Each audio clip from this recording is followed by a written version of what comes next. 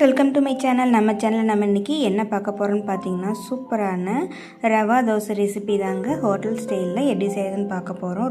ரொம்ப ஈஸியாக சூப்பராக நல்லா முறுமுறுன்னு ரவா தோசை ரெசிபி எப்படி செய்கிறதுன்னு பார்க்கலாம். இந்த கப்பில் 1 கப் அளவுக்கு தோசை மாவு இருக்குது இல்லைங்களா, அந்த மாவு எடுத்துக்கலாம். தோசை மாவு எடுத்த அதே கப்லேயே ரவையை நம்ம 1 கப் எடுத்துக்கலாம். வெள்ளை ரவை, வறுத்த ரவை இருக்குது இல்லைங்களா, அதை எடுத்துக்கலாம்.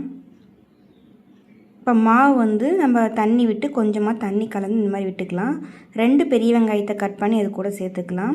பச்சை மிளகாய் ஒரு 3 பச்சை மிளகாய் காரத்துக்கு பொடிசாக கட் பண்ணி அது கூட சேர்த்துட்டு, மல்லித்தலை இருக்குது இல்லைங்களா, மல்லித்தலையும் கருவேப்பிலையும் நல்லா பொடிசாக கட் பண்ணி அது கூட சேர்த்துக்கலாம். ஒரு பெரிய கேரட்டாக நல்லா துருவி இந்த மாதிரி சேர்த்துட்டு, ஒரு சின்ன துண்டு இஞ்சி நல்லா தட்டி இது கூட சேர்த்துக்கலாங்க. இப்போ தேவையான அளவுக்கு உப்பு சேர்த்துக்கலாம்.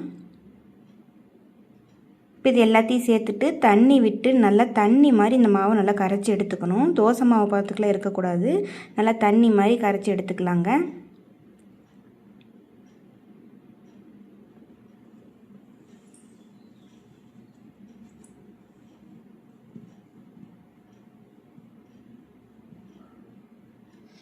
கெட்டியாக இருக்கக்கூடாது, நல்லா தண்ணி மாதிரி இந்த மாதிரி கரைச்சி எடுத்துக்கோங்க. கரைச்சி எடுத்துட்டு தட்டு போட்டு மூடி ஒரு அரை மணி நேரம் நல்லா ரவையெல்லாம் ஊறணும்.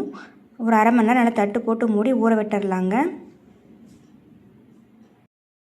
நான் தக்காளி சட்னி இப்படி தாங்க செய்வேன். நீங்கள் எப்படி செய்வீங்கன்னு மறக்காமல் கமெண்ட்டில் சொல்லுங்கள். வானலில் கொஞ்சமாக எண்ணெய், ஒரு பெரிய வெங்காயம், 3 பச்சை மிளகாய் இல்லைன்னா வரமிளகாய் எடுத்துக்கலாம், 4 பூண்டு, கொஞ்சமாக புளி சேர்த்துட்டு நல்லா இது எல்லாத்தையும் எண்ணெயிலே நல்லா வதக்கி விட்டுறணும்.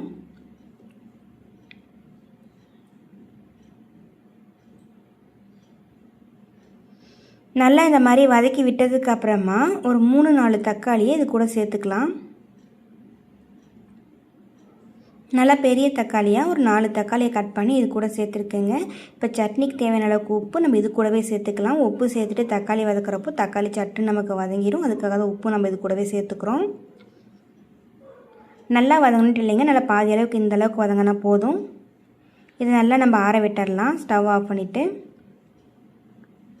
ஒரு 2 துண்டு தேங்காய், ஒரு 2 ஸ்பூன் அளவுக்கு பொட்டுக்கடலை சேர்த்துக்கலாம்.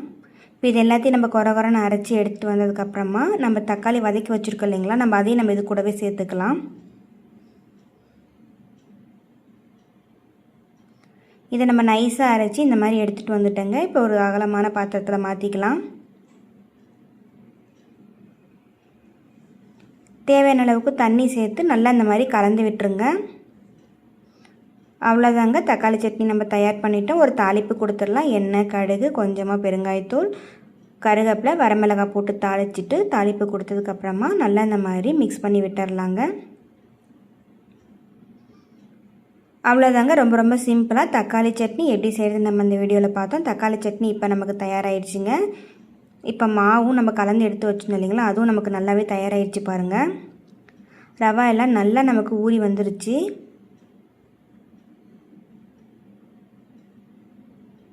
ஊறினதுக்கப்புறமா மாவு தண்ணி மாதிரி இருந்தது, மறுபடியும் கெட்டியாகிடுச்சு பாருங்கள். அது கூட இன்னும் கொஞ்சம் தண்ணி சேர்த்துட்டு நல்லா தண்ணி மாதிரி கலந்து எடுத்துக்கணும்.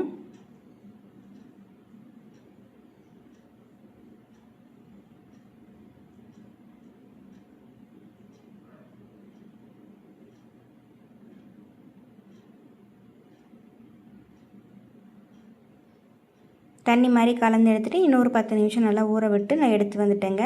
இப்போ தோசைக்கல் நல்லா சூடு ஆனதுக்கப்புறமா நம்ம எப்பயும் போல் தோசை ஊற்றுவோம் இல்லைங்களா, அந்த மாதிரி ஊற்றாமல் அப்படியே கரண்டியில் மூண்டுட்டு அப்படியே மேல் பக்கமாக இந்த மாதிரி விடணும்.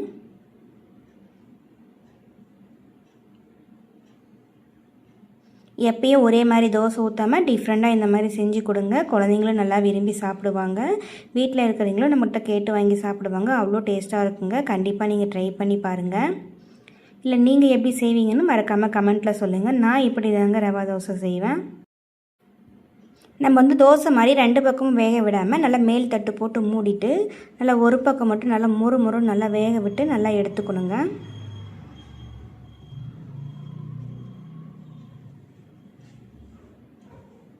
எடுக்க நல்லா அழகாகவே வருங்க.